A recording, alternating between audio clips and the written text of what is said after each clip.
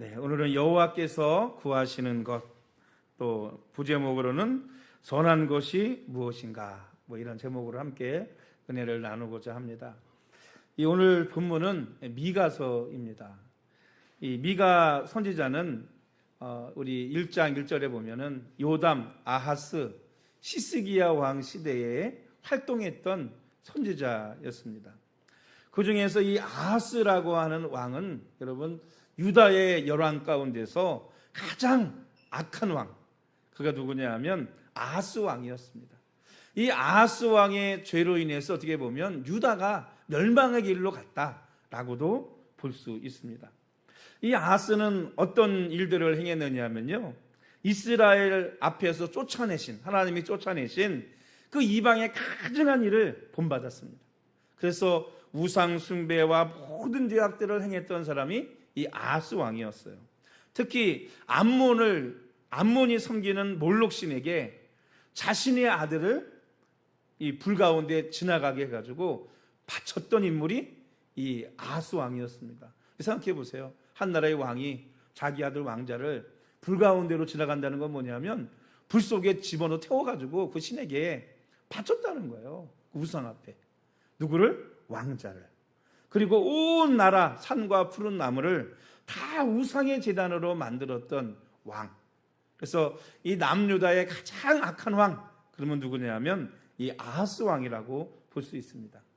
여러분, 오늘 이 본문의 말씀을 이해하기 위해서 이 미가 선지자 시대, 특히 이 아하스 왕 시대의 이 정세를 알아야 이 내용을 이해할 수 있을 것 같습니다.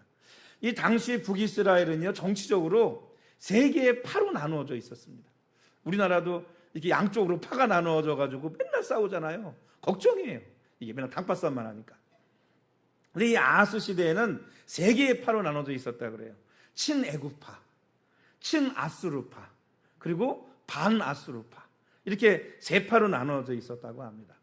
그런데 이 이스라엘은 남유다와 북이스라엘로 나눠져 있잖아요. 이 아하스나 미가 선지자는 남유다 사람이에요. 근데 이 북이스라엘의 왕은 어느 파였느냐 하면 이 북이스라엘은 이 반아수르파였습니다. 그래서 이 북이스라엘 왕이 이 아람 왕 르신과 함께 결탁해가지고 반아수르 세력을 형성했습니다. 그리고 이 남유다도 협박을 해가지고 자기 편으로 끌어들이려고 그렇게 하고 있었습니다. 그러니까 이 협박을 받은 유다 왕 아하스가 어떻게 했느냐 하면 그들과 함께 반아수르 정책을 핀 것이 아니고 반대로 친아수르 정책을 폈습니다. 그래서 어떻게 했느냐 하면 하나님의 성전에 있는 보물 있잖아요. 금은 있잖아요. 자기 것도 아니고 하나님의 성전에 있는 금은을 가져다가 아수르 왕에게 갖다 준 거예요. 그리고 이들이 이렇게 하니 당신이 내려와서 이 아람을 쳐주십시오, 이렇게 부탁을 한 거예요. 그래서 그 아수르 왕이 그 금은을 받고, 또 정치적으로도 보면 그렇잖아요. 세 개의 나라가 연달아 자기를 대적하면 힘이 들지만 유다를 자기 편으로 만들면 쉬워지지 않겠습니까? 그러니까 유다의 말대로 아람을 쳐들어와 가지고 이 아람의 수도였던 다메섹을 정복하고 당시 아람의 왕이었던 르신을 죽였어요. 그래서 이 아하스가 나중에 다메섹이 아수르의 땅이 된 다음에 이 다메섹을 방문했어요. 아마 당시 여러분 고대의 전쟁은요, 늘 제가 말씀드리지만 신들의 전쟁이에요. 신들의 전쟁. 왜냐하면 각 나라마다 자신들이 숭배하는 신이 있거든요. 전쟁에서 한 나라가 이기면 어떤 거냐면 이 신이 저쪽 신을 이긴 거예요, 이게. 그러니까 아수르가 아람을 이겼잖아요. 그러니까 아람이 숭배하는 신들을 헐어버리고 거기에다가 아수르가 숭배하는 신의 제단을 만든 거예요. 그런데 아마 어마어마하게 만들었던 것 같아요. 어마어마하게. 그래서 이 아하스가 나중에 아수르 왕을 만나러 다메섹에 방문했다가 거기에 만들어 놓은 이 아수르의 신을 숭배하는 그 우상의 제단을 본 거예요. 너무너무나 호화찬란하고 그 앞에 가니까요, 저절로 뭐 하는 거냐? 머리가 좋아지는 거예요. 여러분, 솔로몬 성전이 굉장히 화려하다 그러잖아요. 그리고 그 위에 성전들은 다 초라했잖아요, 하나님의 성전이. 여러분, 당시 이 나라들 가운데서 가장 초라했던 성전이 하나님의 성전이었어요. 우상의 제단은요 어마어마. 지금도 여러분 보면 이단들이나 뭐 다른 종교들 보면 어때요?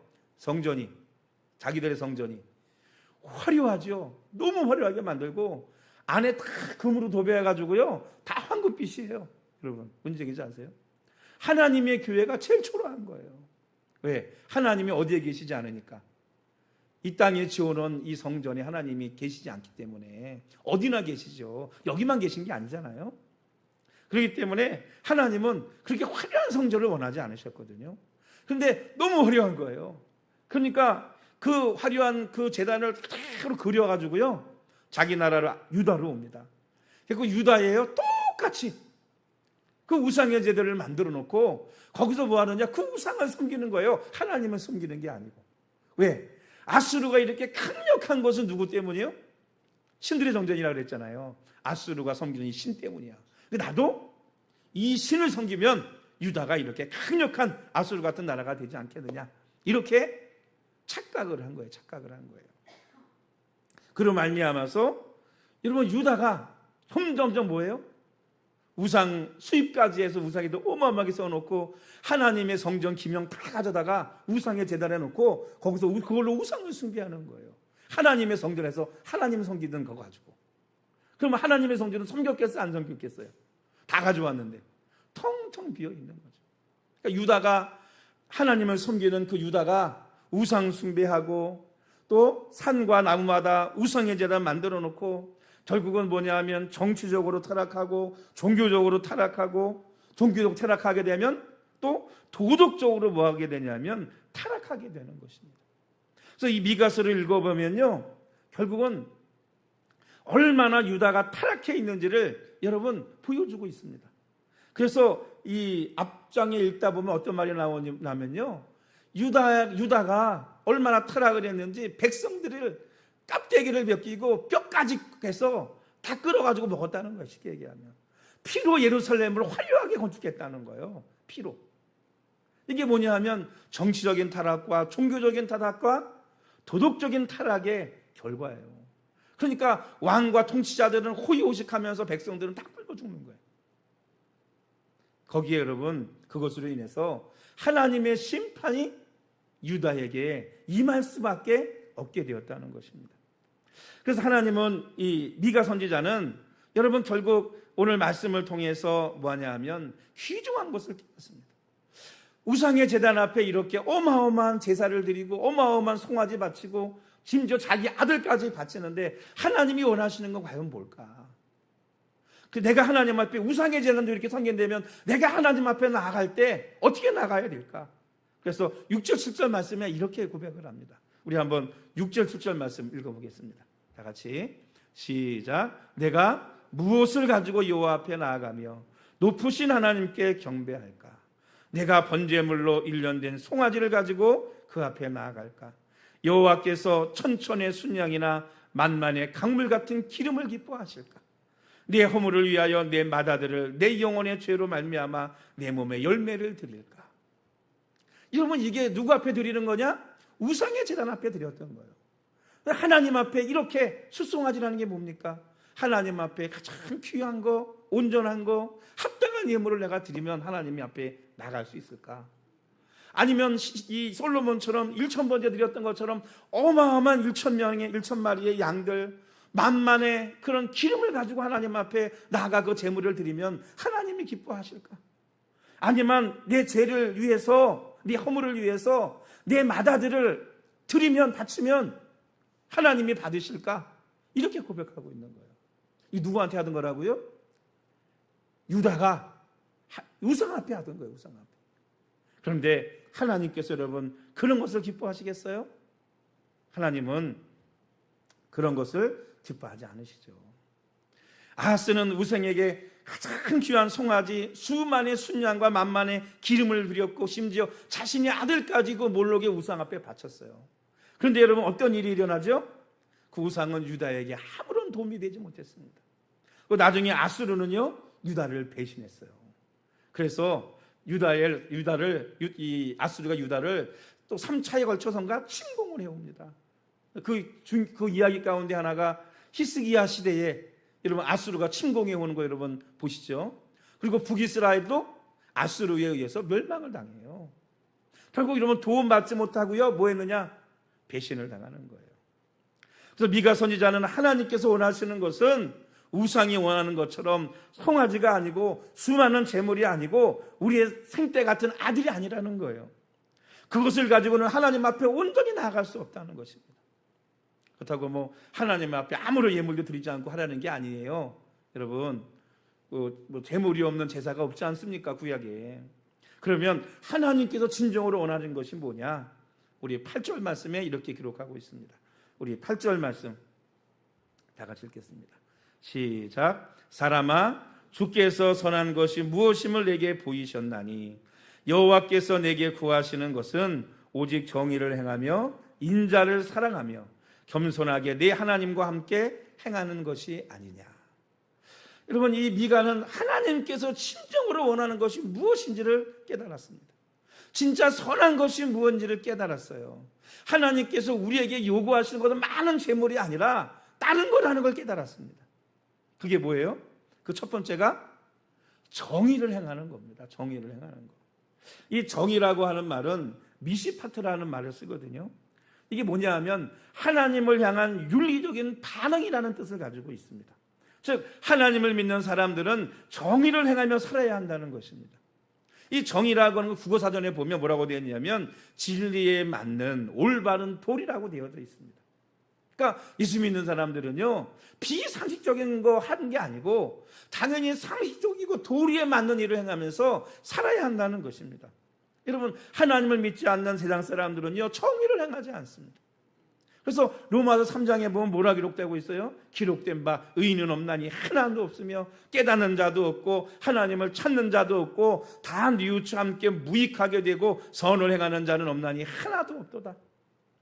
그들의 목구멍은 열린 무덤이요 그 혈연은 속임을 일삼으며 그 입술에는 독사의 독이 있고 그 입에는 저주와 악독이 가득하고 그 발은 피 흘리는데 빠르다. 이렇게 말하고 있습니다. 여러분, 세상 사람들이 때로는 선한 일을 할 때도 있죠. 그런데 여러분 왜 합니까? 다 자신의 욕심과 어떻게 보면 자랑을 위해서 하는 거예요. 자기 만족을 위해서 하는 것입니다. 그러나 그리스도인들은요 참된 정의를 행해야 됩니다. 그것은 하나님을 믿는 사람들의 윤리적인 당연한 반응이기 때문입니다. 하나님을 만나고 믿는 사람들은 누구를 두려워할 줄 알아요? 하나님을 두려워할 줄 알아요. 그래서 죄 짓고 못 사는 거예요. 죄 지으면 여러분 뭐 하게 돼요? 회개하지 않고는 못 견디는 것입니다. 왜? 하나님께서 나의 삶을 다 알고 계시고 심지어 나의 마음까지 알고 있기 때문에. 그래서 우리가 잘못된 마음을 먹을 때 잘못된 생각을 할 때에도 뭐 하느냐? 그것 가지고도 하나님 앞에 회개하는 거예요. 그것 가지고도. 세상 사람들이 얼마나 이런 뻔뻔합니까? 죄 짓고도 뻔뻔하잖아요. 그래서 경건 또는 거룩이란 말을 코람데오라는 말을 씁니다. 코람데오. 이 코람데오라는 말이 뭐냐면 하나님 면전 앞에서 이런 뜻이에요. 여러분, 우리가 하나님 면전 앞에 서 있다고 생각해 보세요. 그 하나님 앞에 서 있다고 생각해 보세요. 어떻게 죄악 가운데 하나님 앞에서 죄악 가운데 살아갈 수 있겠습니까? 그래서 그리스도인들은 하나님을 향한 윤리적 반응으로 정의를 행하며 살아야 되는 것입니다. 그런데 여러분, 너무나 많은 그리스도인들이 무감각해졌어요. 왜? 세상 사람들처럼 세상 사람들의 풍습대로 그들의 모양대로 불의를 행하며 살아가고 있습니다. 여러분, 누가 뭐라고 하든 안 하든 누가 알아주든 안 알아주든 우리는 하나님 앞에서 여러분 정의롭게 바른 도리를 행하며 사는 성도들이 되어야 될 줄로 믿습니다. 정의를 행하는 것이요 무슨 영웅이 되라는 말이 아닙니다. 세상을 살아가면서 진리에 맞는 올바른 도리, 즉 선하고 바른 일을 행하라는 것입니다. 미가서를 보면 이스라엘의 죄, 야곱의 허물됨이 너희가 망한다라고 말씀하고 있습니다. 이 야곱의 죄, 이스라엘의 죄가 뭐겠어요? 우상 숭배를 비롯해서요 성경을 보면 가난한 자의 것을 빼앗고 착취하고 강탈했습니다. 그것으로 예루살렘을 화려하게 건축했습니다. 그게 죄였어요. 가난한 자들 돌아봐야 되는데 그게 아니라 빼앗았거든요. 어떻게 보면 너무나 당연히 행해야 할 것을 행하지 않고 행하지 말아야 할 일들을 뭐하느냐? 행하는 것. 그것이 바로 죄인 것입니다.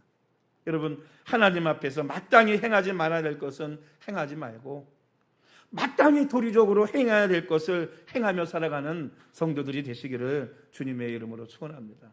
여러분, 그래야 하나님 앞에 여러분 부끄러운 일 당하지 않지 않겠습니까? 그게 하나님을 믿는 사람들의 모습인 줄로 믿습니다. 할렐루야. 두 번째는 뭐냐면 인자를 사랑하는 것입니다. 여기서 인자라고 하는 말은 여러분 헤세드라는 말이거든요. 인자 그러면 우리 성경에 뭐로 많이 얘기해요? 사람으로 많이 생각해요. 그죠? 성경에 인자 그러면 사람이에요. 근데 여기서 인자는 사람을 얘기하는 게 아닙니다. 헤세드라고 하는 말은 사람을 말하는 것이 아니고 하나님의 속성으로서 언약의 기본적인 원리를 말하는 것입니다. 즉 언약에 근거한 하나님의 인자. 왜 인자하심 이런 말 있죠? 그때 말하는 인자예요. 헤세드. 그래서 신약으로 말하면 뭐와 비슷한 말이냐면 은혜, 그리스라고 하는 은혜와 비슷한 말이에요. 그래서 여러분 구약의 선지자들은요 다른 사람에게 헤세드, 인자를 보이지 못하면 하나님의 언약을 어긴 것이라고 믿었습니다. 그러니까 하나님의 그 언약을 믿으면 뭐하고 살아야 되느냐? 헤세드, 인자를 베풀며 살아야 되는 거예요. 그래서 왜 그렇게 했느냐? 하나님의 언약은 하나님의 헤세드를 얻게 하는 매개체가 되기 때문이라고 생각했어요.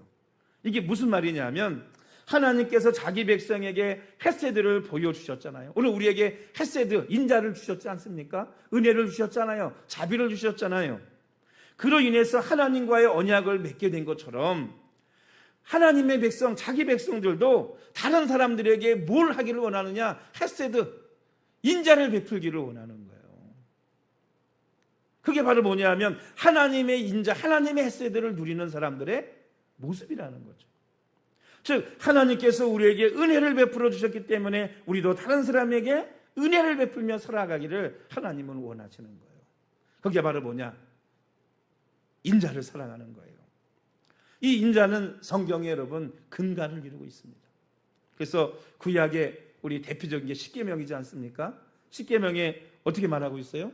내 이웃을 내 몸과 같이 사랑하라.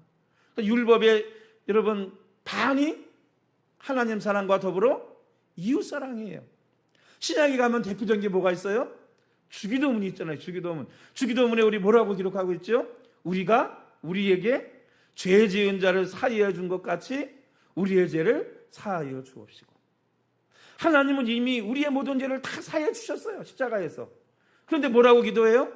그 하나님의 인자하심이 헤세드가 나에게 정말 헤세드가 되려면 다른 사람을 사랑해서 그 사람에게 뭐 해야 되느냐? 인자를 베풀어야 되는 거예요. 다른 사람의 죄를 용서해야 되는 거예요. 그래야 그 헤세드, 하나님이 나에게 준 헤세드가 나에게 온전히 이루어진다는 것입니다. 온전히 이루어진다. 그래서 마태복음 18장에 비유해 보면 우리가 너무나 잘 아는 1만 달란트 빚진 자에 대한 이야기가 나옵니다. 하나님 어떤 왕이 천국은 어떤 결산하는 있던 임금과 같다는 거예요. 결산하려고 보니까 1만 달란트 빚을 졌는데 안 갚는 사람이 있어요. 이 1만 달란트는요 천문학적인 돈이에요. 갚을 수 없는 돈이에요. 그래가지고 불러다가 돈을 갚아라. 못 갚으니까 지금 없으니까 기다려달라. 갚겠다. 못 갚으면 네 자식과 처자를 팔아서도 갚아라. 그러니까 얼마나 이 사람이 사정했겠어요. 왕이 불쌍히 여겨서 1만 달란트를 탕감해 줬어요.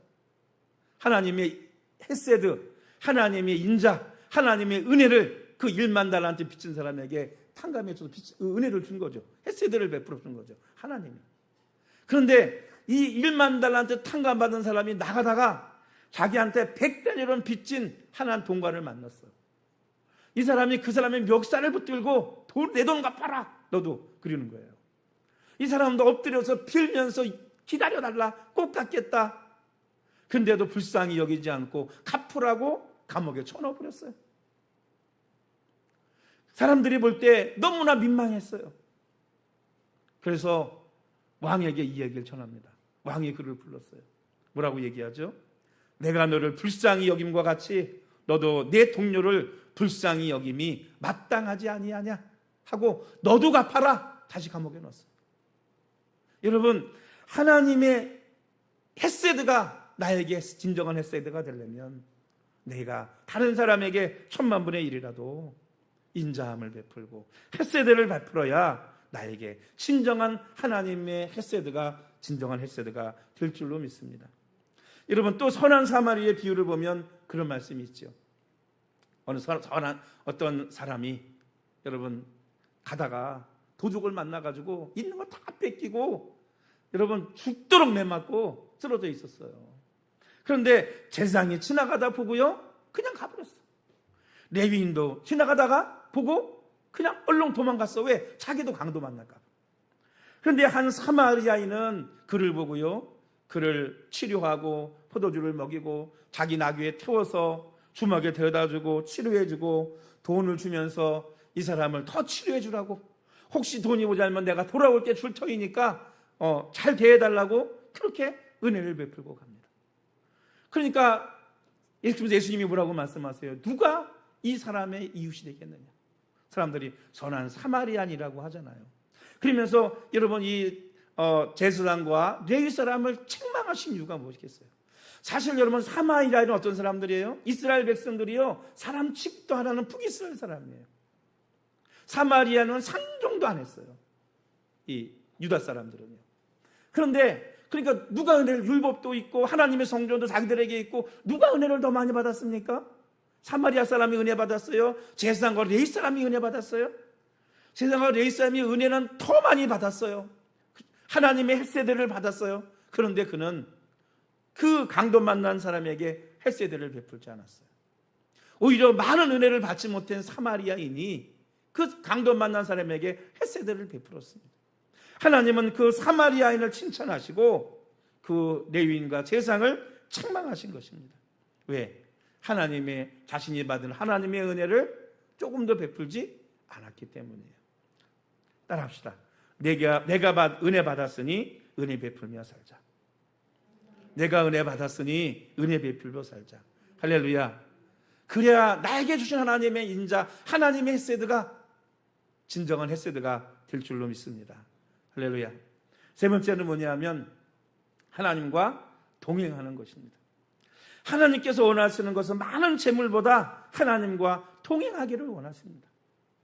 예수님께서 이 땅에 오신 가장 큰 이유가 뭐예요? 임마누엘 하시기 위해서 오신 거예요. 임마누엘이 무슨 뜻입니까? 하나님이 우리와 함께 계시다는 뜻 아닙니까? 함께 계시다. 여러분들도 한번 생각해 보세요. 자녀가 잘 돼가지고 나가서 돈 잘 벌어요. 돈은 잘 보내주는데 바쁘다고 얼굴 한번 코빼기 한번 안 보여줘. 여러분 돈 보내주는 것도 고맙긴 하지만 뭘 원합니까? 바쁘지만 자녀가 와서 자녀의 얼굴 보여주고 함께 밥 먹고 함께 보기를 원하지 않습니까? 그렇지 않아요? 여러분 그게 효도더라고요. 우리 어머니도 그러더라고요. 어느 때 살게 할 때 어느 날 그러더라고요. 한 놈도 안 온다고. 코로나 때 한 놈도 안 온대. 한 놈도 안 온다고 서접해 오시더라고요. 한 놈도 안 온다고. 어머니 얼굴 보러 맨날 자식들 기다리는데 한 놈도 안 온다 이거예요. 그러니까 뭔 해요? 제가 앨범 만들어 드렸거든요. 앨범 사진첩. 맨날 30 넘기면서 이거는 큰아들, 이거는 작은딸, 이거는 둘째 아들, 이거는 사위, 이건 손자, 예찬이, 예양이. 그러면서 뭐냐면 사진첩만 들여다보시는 거예요. 얼마나 받는지 다 달아가지고요 다 떨어졌어. 얼마나 맨날 그것만 봤으면 앉아서 할 게 없으시니까. 진짜 원하는 게 뭐겠습니까? 용돈도 필요하지만 뭐 하기 원해요? 함께 하기를 원하는 거예요. 성경에 죽음을 보지 않고 천국에 간 첫 번째 사람이 바로 에녹입니다. 에녹은 300년 동안이나 하나님과 동행했다고 해요. 그리고 300년 동안 동행하면서도 하나님께서 에녹과 떨어지는 것이 아쉬워서 여러분 원어적인 의미가 야 차라리 그냥 나랑 같이 천국에 가자. 나와 함께 거기 가서 영원히 있자. 그리고는 천국으로 데려가셨대요.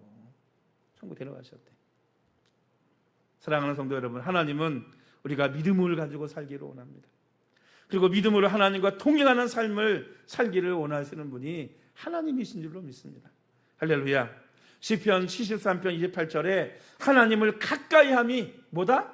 복이라고 했어요. 여러분, 하나님과 동행하고 하나님과 가까이 있는 것이 복이겠습니까? 아니겠습니까?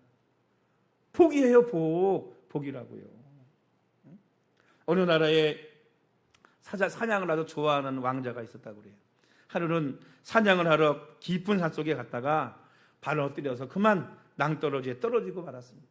근데 그때 나무를 하러 오던 나무꾼이 심을 하고 있는 이 왕자를 자기로 데려가서 치료해 주었습니다. 그 왕자가 대궐로 가서 온전히 치료받은 다음에 임금님에게 자기의 모든 이야기를 얘기했어요. 임금님이 볼 때 이 나무꾼이 얼마나 고맙겠습니까? 그래서 나무꾼이 원하는 것이 무엇이냐 다 주겠다 그랬는데 이 뒤에 있는 나무꾼은 이렇게 대답을 했습니다. 임금님께서 1년에 한 번만 우리 집에 와서 주무신다면 소원이 없겠습니다. 그래서 그 다음부터 임금님은요 1년에 한 번씩 그 집에 행차하기 시작했습니다. 나무꾼 집이 어디 있겠어요? 산속 깊은 곳에 있지 않겠어요? 그러니까 임금님의 행차를 위해서 어떻게 해요? 해마다 가야 되니까 좁은 길이 넓어지기 시작합니다. 낡은 오두막이 점점점 뭘로 변해요? 대궐로 바뀌기 시작을 합니다. 또 임금님을 위한 식사가 항상 준비되어져 있습니다. 나무꾼은 부탁도 안 했는데 임금님이 하루 저녁을 지내기 위해서 나무꾼의 집은 대궐이 되고 길은 도로가 되고, 그죠? 부족함이 없는, 또 관리하는 사람들이 다 있지 않겠습니까? 그죠? 임금님이 계셔야 되니까 어느 날 갔는데 다 허물어주면 안 되잖아요. 다 돈 들여 관리해 주는 거예요. 그 많은 시설을 관리하기 위해서 또 대궐에서 많은 사람들이 파송해서 옵니다. 그 나무꾼은 일생 동안 자신이 마치 왕인 것처럼 여러분 행복하게 살았대요. 세상의 왕이 하룻밤을 자신의 집에 자는데도 이렇게 많은 축복을 받았습니다. 하물며 만왕의 왕이신 하나님께서 우리와 함께 하신다면 여러분 얼마나 행복하겠어요. 두려울 게 있겠습니까? 그래서 다윗은요 이런 고백을 했잖아요. 천만이 나를 둘러치려 할지라도 내가 두려워하니 아니로다. 왜? 하나님이 누구와? 나와 함께 하시니까. 여러분 다윗이 가장 두려워했던 게 뭔지 아세요? 이 왕이 쫓겨나는 게 두려워하지 않았어요. 무슨 원수가 일어나는 걸 두려워하지 않았어요. 가장 다윗이 두려워했던 건 뭐냐면 다윗이 범죄했어요. 밧세바를 봉했잖아요. 흉악한 죄를 지었지 않습니까? 아무도 몰랐지만 누구는 알았어요? 하나님은 알았어요. 그러니까 여러분 늘 하나님 앞에서 살아야 돼. 왜? 몰래 왕이 했지만 누군 다 아셔? 하나님은 다 아셔. 결국은 여러분 하나님의 책망을 받았습니다. 그리고는 다윗이 회개했잖아요. 정말 이 시편을 보면 그 일로 인해서 한두 번 회개하는 게 아니에요. 정말 처절하게 회개합니다. 그러면서 다윗이 가장 걱정하고 두려워하면서 하나님 앞에 기도했던 게 뭔지 아세요? 주의 성실을 내게서 거두지 마옵소서. 이게 무슨 얘기예요? 하나님 나를 떠나지 마세요.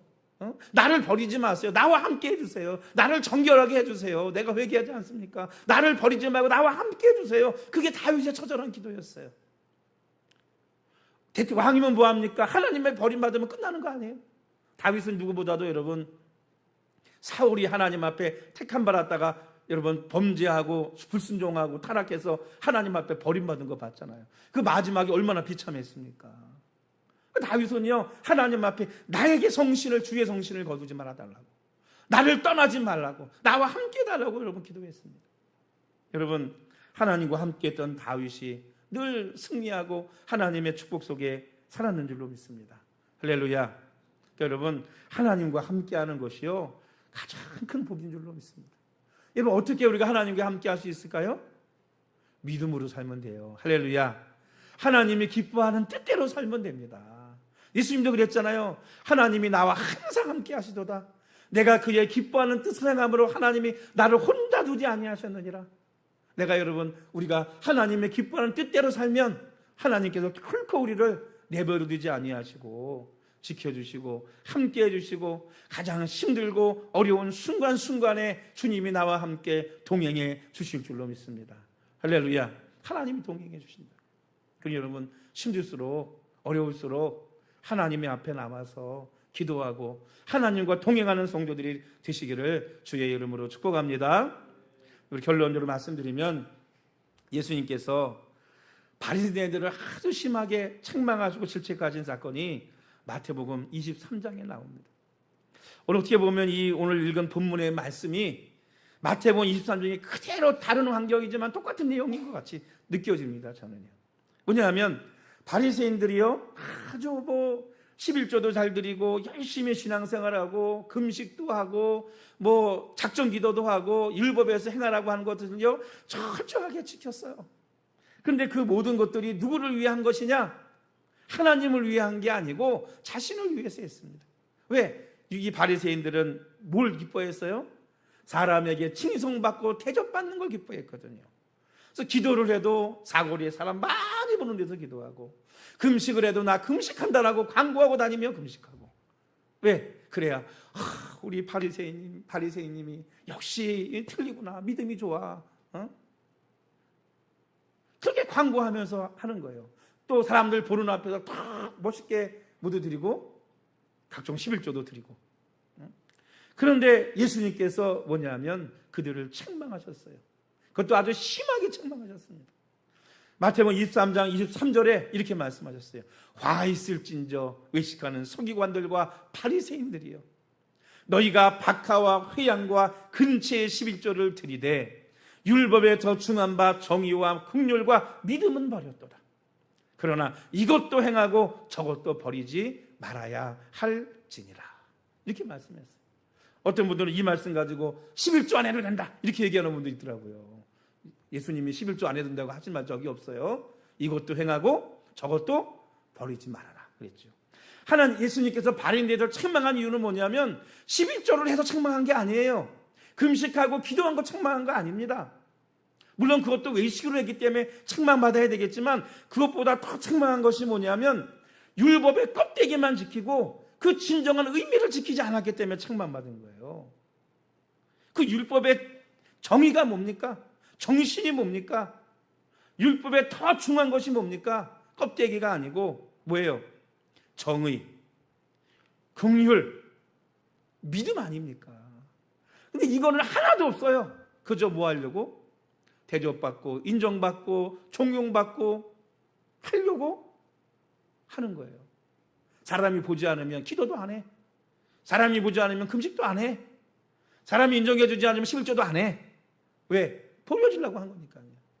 그런데 여러분, 율법의 정신이 뭡니까? 정의와 긍휼과 믿음 아니에요? 오늘 똑같은 말씀이에요. 정의를 행하고, 긍휼이 뭐예요? 헤세드, 인자를 사랑하며, 믿음이라는 게 뭡니까? 믿음으로 하나님과 통행하는 거잖아요. 믿음의 삶을 통해서 하나님과 통행하는 삶을 살지 않았다는 거예요. 정의도 행하지 않았어요. 정의롭지 못했어요. 성전에서 우리 예수님께서 돈 바꾸는 상 다 엎어버리셨잖아요. 왜 그랬어요? 거기서 착복하고 하나님을 섬긴다는 이유 가지고 어마어마한 부귀영화를 쌓았어요. 긍휼도 베풀지 않았어요. 그 누구 불쌍히 여기지 않았습니다. 아까 레위인 제사장 그들이 바리새인들이고 저게 아니겠어요? 도와주지 않았어요. 그래서 믿음은 있었나요? 하나님을 향한 믿음도 없었어요. 믿음이 있었다면 예수님을 십자가에 못 박았겠습니까? 그들이? 그렇죠? 율법에도 없는 거 만들어서 예수님 십자가에 못 박았겠어요? 로마 사람들한테 끌고 가서? 그렇지 않았을 것입니다. 오늘 미가 선지자를 통해서 오늘 우리에게 원하시는 것이 무엇인가를 예수님 하나님께서는 우리에게 말씀해 주셨습니다. 11조도 드리고 헌신도 하고 봉사도 해야죠. 그러나 더 중요한 것이 있는데 그것과 함께 뭐 해야 돼요? 정의를 행해야 돼요. 도리에 맞게 살아야 됩니다. 상식에 맞게 살아야 됩니다. 두 번째, 인자를 사랑해야 돼요. 내가 하나님의 인자 헤세드를 받은 것처럼 그 헤세드를 누군가에게 베풀며 살아야 하나님이 나에게 준 헤세드가 진정한 헤세드가 된다는 것입니다. 그리고 세 번째, 믿음을 가지고 하나님과 동행하는 삶을 살아야 될 줄로 믿습니다. 그것이 하나님께서 우리에게 뭐 하시는 거예요? 요구하는 것이고, 그것이 진정으로 뭐 한 거냐? 선한 거라는 거예요. 선한 거. 예수님께서 이것도 행하고 저것도 버리지 말라고 하셨습니다. 근본 정신과 함께 그 삶도 순종하며 여러분 살아갈 수 있는 우리 모든 성도들이 되시기를 주의 이름으로 축원합니다. 이거를 여러분 부부관계로 말하면요, 맨날 아내가 남편한테 선물 공세만 해. 근데 사랑은 안 해. 이렇게 하지 말라는 얘기예요. 사랑하며 진심으로 마음 담은 선물을 해라. 이것이 하나님께서 우리에게 말씀하시는 것이죠. 하나님께서 원하시는 대로 살아가는 우리 세교교회 모든 성도들이 되어서 우리 하나님이 기뻐하는 삶, 하나님과 동행하는 삶, 또 긍휼을 베푸는 삶, 그런 삶을 살아가는 우리 세교교회 모든 성도들이 되시기를 다시 한번 주님의 이름으로 축원합니다. 우리 기도하십니다.